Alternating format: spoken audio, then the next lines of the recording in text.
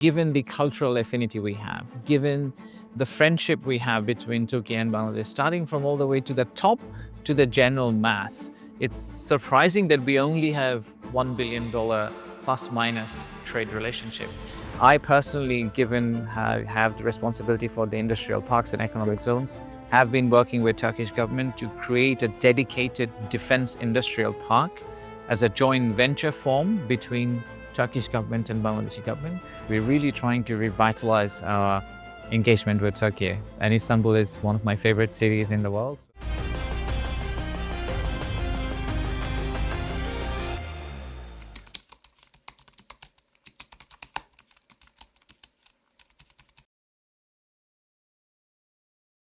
It's definitely better than it was ever before. And that's driven by the fact that we now have a technocrat government that's been operating for the last 12 months.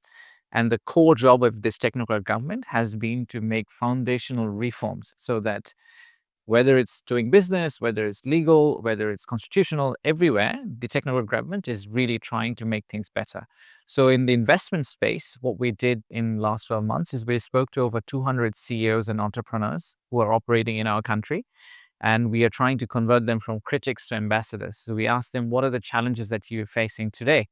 And basis their feedback, we created a 32 item list which we need to get done by December. And we come back as a report card every other month as well. We've made it public and we've gone through 18 of them, a few of them left. So I genuinely feel that we are making marked difference in improving the investment climate in Bangladesh.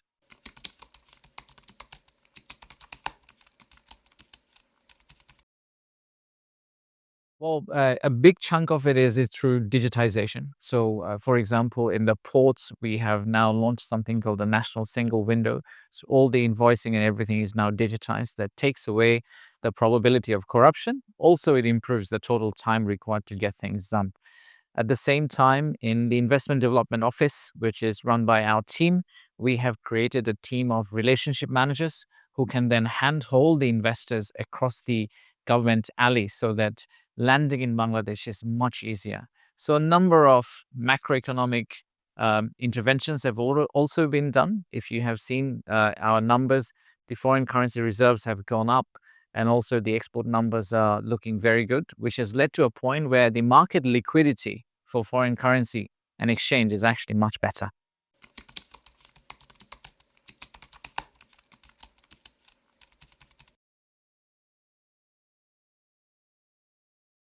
Um, Look, so we need to think back why this change took place, the political reform. It's generally driven by the young people who wanted justice, who wanted a fair and transparent society, an equal opportunity for employment and for entrepreneurship. And the changes that we are bringing on the economic side are precisely that. We are trying to set up strong governance frameworks. We are digitizing the economy.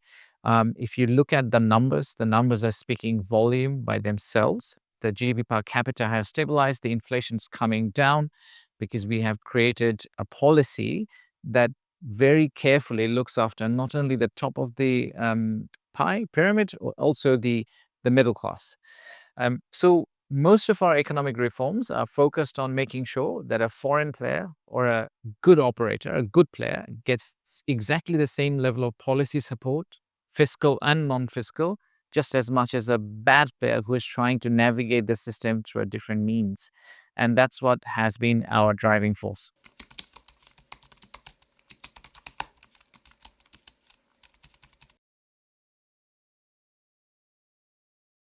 We've already been working with Turkey in terms of defense industry. So we've bought drones from this market.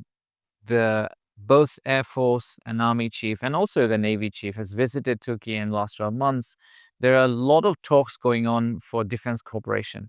I personally, given have the responsibility for the industrial parks and economic zones, have been working with Turkish government to create a dedicated defense industrial park as a joint venture form between Turkish government and Bangladeshi government.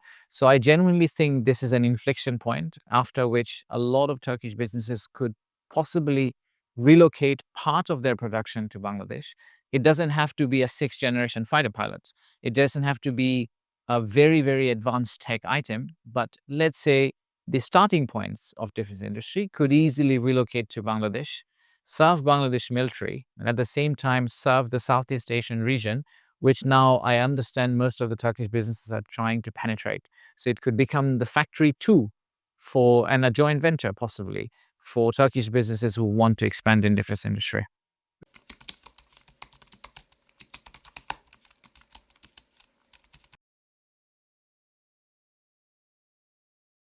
I would, the word that comes to my mind is puzzling. The reason I say it's puzzling is because given the cultural affinity we have, given the friendship we have between Turkey and Bangladesh, starting from all the way to the top to the general mass, it's surprising that we only have $1 billion plus minus trade relationship. It should have been much more, especially the industries that operate in Turkey and Bangladesh. I can clearly see they're supplementary. They can share knowledge. They can actually trade items that could help each other. So that's how I would summarize the current situation. But only see a lot of possibilities. We've sat with Tukumfed yesterday, Mosia today. We genuinely think if we can bridge the associations together, there will be a lot more dialogue, and dialogue will result into more trade and business.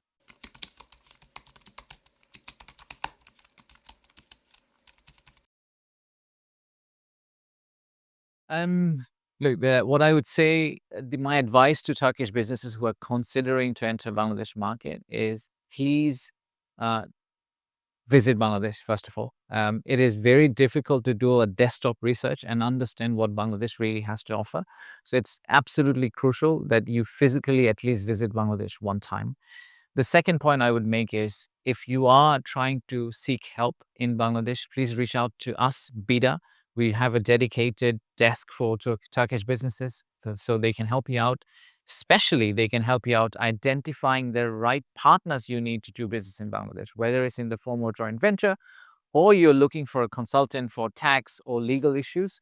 We can at least guide you towards the right folks who could give you the right advice. So please reach out to us. Please visit Bangladesh, and we hope that you will love that country.